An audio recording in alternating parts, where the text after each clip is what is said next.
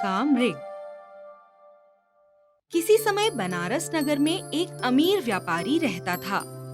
उसका बेटा महाधनक अधिक लाड़ प्यार के कारण बिगड़ गया और निकम्मा हो गया। कभी उसने काम सीखने का प्रयत्न नहीं किया। शादी के बाद सुधर जाएगा, यह सोचकर पिता ने उसका विवाह कर दिया। पर वह और भी निकम्मा हो गया, मौज मस्ती में डूबा रहता। व्यापारी की अचानक मृत्यु हो गई। सारे कारोबार का बोझ महाधनक पर आ पड़ा। उसे तो कुछ आता नहीं था। जमा जमाया व्यापार नष्ट होने लगा। लोगों का पैसा डूब गया। घर खाली हो गया। बीवी तंग आकर अपने पिता के पास चली गई। लेनदारों ने तगादे करना शुरू किया। कुछ समय महाधनक ने बहाने बनाकर उनको टाला, पर कब तक? एक दिन सब लेनदारों ने उसे आ घेरा। उसने और कुछ समय की मोहलत मांगी। एक लेनदार, जिसने सबसे ज्यादा कर्ज दे रखा था, महाधनक का गिरेबान पकड़कर बोला, सीधी तरह मेरे पैसे निकाल, वरना तेरा गला घोंट दूंगा। नालायक, झूठा कहीं का, कितनी बार मोहलत मांगेगा? कुछ दूसरे व्यापारी बोले, हाँ, मारो मारो बेईमान को। बूढ़ा व्यापारी, जो महाधनक के पिता का मित्र था, बोला, देखो भाई, इसको मारने से तो पैसा डूब ही जाएगा। इससे पक्का वायदा ले लो। सुनो ये क्या कहता है। महाधनक को लज्जा तो आई ही थी, उसे गुस्सा भी आ गया था। वह नाटक करने लगा, तुम्हारा पैसा मैं अभी चुकाता हूँ। सब हिसाब लगा लो कि किसने कितना पैसा लेना है और मेरे पीछे पीछे आओ। अब जुलूस सा चल पड़ा। आगे आगे महाधनक और उसके पीछे पीछे दर्जनों लेनदार। वह शहर से बाहर आ गए तो एक ने पूछा, भाई तू हमें कहाँ ले जा रहा है? नदी किनारे। वहाँ मैंने नदी के तल में खजाना छिपा रखा है, महाधनक ने उत्तर दिया। सब नदी किनारे पहुँचे। वहाँ महाधनक ने सबको बताया कि वह खजाना लेकर आएगा, किनारे खड़े होकर प्रतीक्षा करें। ऐसा कहकर वह नदी में कूद गया। धार में जाकर उसने पानी से सिर निकालकर आवाज दी, भाइयों, अब मैं अगले जन्म में ही मिलूंगा, वहीं अपने बही खाते लेकर आना। सारे लेनदार माथा पीटते हुए लौट गए। गहरे पानी में पहुंचकर हाथ पैर मारने लगा और बचाओ बचाओ चिल्लाने लगा। नदी के दूसरे किनारे पर साल के पेड़ों का घना वन था। उसमें रूरू नाम एक अलौकिक सोने का मृग रहता था। उसका दिल भी सोने की तरह था, एकदम खरा। उसने किसी आदमी की सहायता के लिए पुकार सुनी तो नदी की ओर दौड़ पड़ा। एक आदमी को डूबते देख वह पानी में कूद पड़ा और तैरता हुआ उस तक पहुंचा और बोला, मानव, घबरा मत, मैं आ गया हूँ, मेरी पीठ पर लद जा। महाधनक उसकी पीठ पर लद गया। स्वर्ण मृग ने उसे किनारे लाकर उतारा। फेफड़ों से पानी निकल जाने पर महाधनक बोला, हे सोने के मृग, मुझे बचाने के लिए अति धन्यवाद। मैं कैसे इस उपकार का बदला चुकाऊं? सोने के मृग ने कहा, बस यही उपकार करना कि मेरे बारे में किसी को मत बताना। मानवों की दुनिया लोभी है।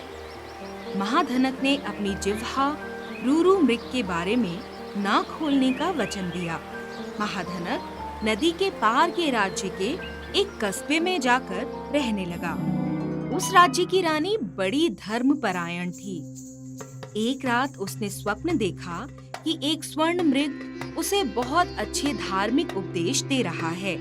आंख खुलते ही उसने राजा को जगाया और बोली, महाराज, अभी मैंने एक विचित्र सपना देखा। एक स्वर्ण मृग मुझे उपदेश दे रहा था। क्या ऐसे मृग वास्तव में होते हैं? राजा ने उत्तर दिया, रानी, मैंने पूर्वजों को कहते सुना है कि ऐसे मृग होते हैं, पर कभी साक्षात नहीं देखा और ना ही कोई ऐसा व्यक्ति मिला जिसने देखा हो। रानी ने विनती की, महाराज, अगर ऐसे मृग होते हैं तो ढूंढवाइए ना। मैं चाहती हूँ कि ऐसे अलौकिक मृग के उपदेश सुनूं। राजा ने आश्वासन दिया, प्रिय, मैं पूरी कोशिश करूंगा। यदि ऐसा कोई मृग है तो मेरी रानी को उपदेश देने उसे अवश्य आना पड़ेगा। बस राजा के आदेश की देर थी कि सारे राज्य में मुनादी करवा दी गई कि यदि कोई स्वर्ण मृग के बारे में कुछ भी बताता है तो उसे बहुत बड़ा पुरस्कार मिलेगा। महाधनक ने यह घोषणा सुनी तो उसका बेईमान दिल डोल गया। महाधनक राजा के पास जाकर बोला, महाराज, मैं उस स्वर्ण मृग को जानता हूँ। मैं आपको उसका पता बता सकता हूँ। राजा स्वयं महाधनक के साथ नदी के किनारे उस साल के वन के निकट गया। सैनिकों ने सारा वन घेर लिया और हौंक लगाने लगे। सैनिकों का हो हल्ला सुनकर सोने का मृग वन से निकला और राजा के पास आकर बोला, राजा, अपनी सैनिकों का हो हल्ला बंद करवाइए। इससे वन की शांति भंग हो रही है। दूसरे, मुझे यह बताइए कि आपको मेरा पता किसने बताया? मनुष्यों की तरह बोलते हिरण को देखकर राजा चकित रह गया। राजा ने अपनी बगल में खड़े महाधनक की ओर इशारा किया कि पता इसने बताया है। तब राजा को हिरण ने सारी कहानी बताई कि कैसे महाधनक ने विश्वासघात किया है। राजा वही नीच महाधनक को मारने लगा तो हिरण ने रोका, मैं इसकी हत्या का कारण नहीं बनना चाहता। बस पहचान लीजिए, कभी इस पर विश्वास न करना। राजा ने हाथ जोड़कर रूरू से महल चलकर रानी को उपदेश देने की प्रार्थना की। रूरू बोला, मैं चलूंगा महाराज, पर एक शर्त पर। अब से तुम्हारे राज्य में किसी जीव की हत्या नहीं होगी। राजा तुरंत मान गया। रूरू ने महल में जाकर रानी को अच्छी अच्छी बातें बताई। राजा ने अपने राज्य में जीव हत्या पर पूरी तरह रोक लगा दी। महाधनक को कोई पुरस्कार नहीं मिला। सीख, विश्वासघाती को अपमान ही मिलता है। कश्मीर के एक छोटे गांव में मिथुन नाम का एक नौजवान अपनी पत्नी रत्ना और एक बेटे के साथ रहता था। उसकी फूलों की एक छोटी सी दुकान थी। वह साधारण ढंग से अपने बाल बच्चे के साथ जीवन बिता रहा था। वे दोनों पति पत्नी बहुत अच्छे और मन के सच्चे थे। एक बार उसका बेटा बीमार हो गया। उसने उसके इलाज में बहुत सारे रुपए खर्च किए। इसी बीच वह बहुत कर्जदार हो गया। रत्ना, ऐसा लगता है कि भगवान हमसे रूठे हुए हैं। मेरा बेटा ठीक हो जाए और मुझे कुछ नहीं चाहिए। आप मेरे बचे हुए गहने भी बेच दीजिए और शहर में किसी अच्छे डॉक्टर से इसका इलाज कराइए। ठीक है, हम इसका इलाज शहर में ही कराएंगे। पहले तुम इसे दूध पिलाकर दवा पिला दो। कुछ देर के बाद वह फूल लेने के लिए निकल पड़ा।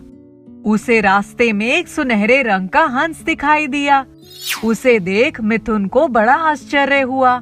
जब वह उसके पास गया तब हंस अपनी गर्दन हिलाकर कुछ इशारे करने लगा, मानो अपने पास बुला रहा हो।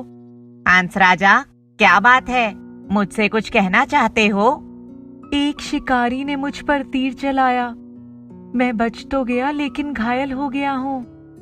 मिथुन ने बड़े प्यार से हंस के शरीर पर हाथ फेरा और उसे इस बात का विश्वास दिलाया कि वह उस पर यकीन कर सकता है। क्या तुम मेरे साथ घर चलना पसंद करोगे? इस हालत में मैं ज्यादा उड़ नहीं सकता। क्या आप मुझे उठाकर ले चल सकते हैं? क्यों नहीं, चलो पहले कुछ खा लो और इस सरोवर का पानी पी लो। मिथुन ने उसे गोद में उठाया, कुछ कलियां खिलाकर सरोवर का पानी पिलाया और फिर साथ में लेकर चल पड़ा। जैसे ही वह हंस को लेकर घर के अंदर गया, उसकी पत्नी रत्ना चौंक गई। अरे, ये सोने का हंस आपको कहाँ मिल गया? ऐसा पक्षी मैंने जीवन में कभी नहीं देखा। मैंने भी पहली ही बार देखा है। रत्ना, ये हंस घायल है। अब जल्दी से एक काम करो, दवाई लेकर आओ और इसे लगा दो। रत्ना तुरंत दवाई लेकर आई और उसके जख्म पर लगाने लगी और उसके बाद उसे कटोरी दूध भी पिला दिया।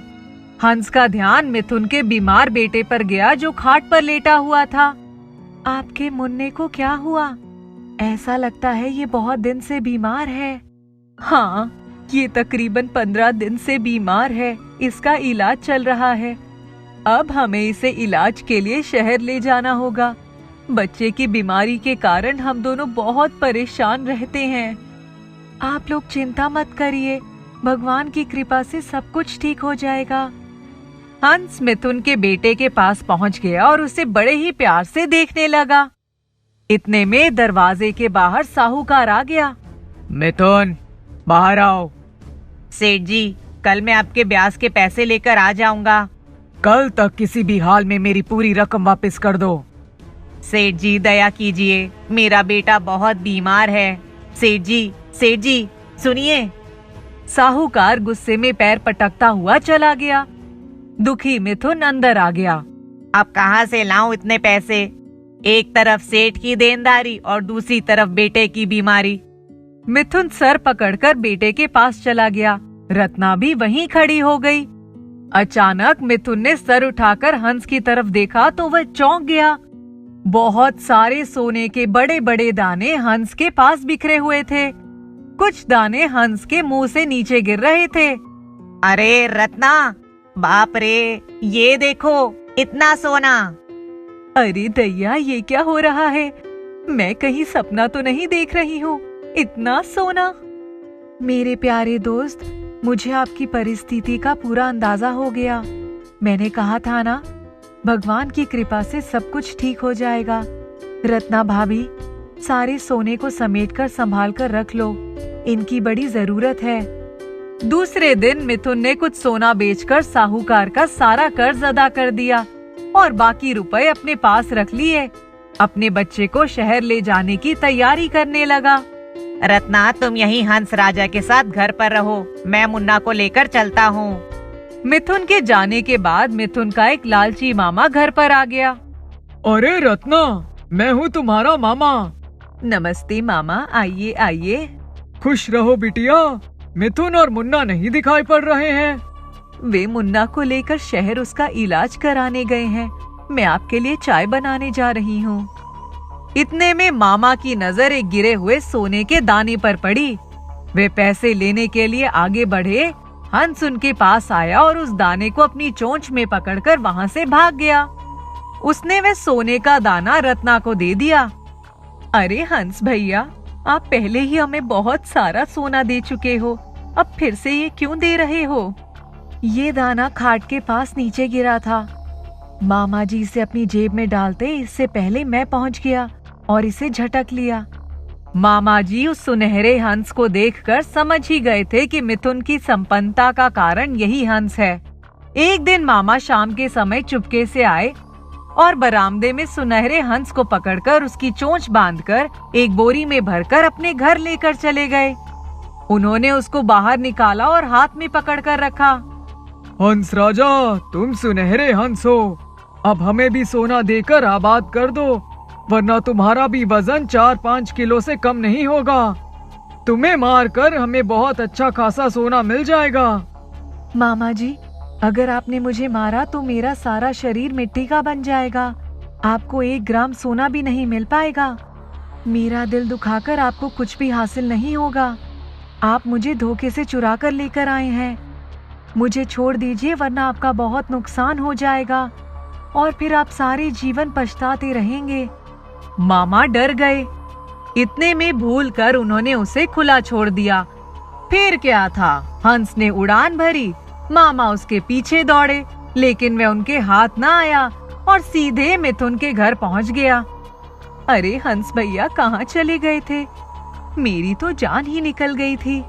हंस ने रत्ना को सारी हकीकत बताई। तब वे बहुत चौंक गई और मन ही मन मामा को कोसने लगी। इतने में सामने से मिथुन और उनका बेटा दोनों ही मुस्कुराते हुए आ रहे थे। हंस दौड़कर गया और उन दोनों से लिपट गया। मिथुन का बेटा पूरी तरह से स्वस्थ हो गया था। उसकी माँ ने उसे गले से लगा लिया। वे सभी उस प्यारे सुनहरे हंस के साथ सुख शांति से रहने लगे। जो लोग मन के सच्चे रहते हैं वे भगवान को भी अच्छे लगते हैं।